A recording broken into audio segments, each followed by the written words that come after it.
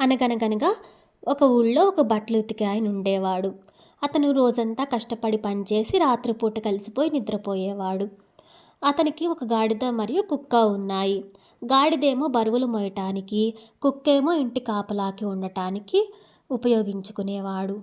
అయితే ఒకరోజు రాత్రి ఆ ఇంట్లో దొంగలు పడ్డారు. అది చూసి గాడిద కుక్కతో, "నువ్వు పెద్దగా మునిగి యజమానిని లేపు. అది నీ పని కదా" అన్నది. అప్పుడు కుక్క, "నేను లేపను. అతనికి నా మీద విశ్వాసం లేదు. నేను చేసే పనికి అతను తగినంత తిండి పెట్టడు.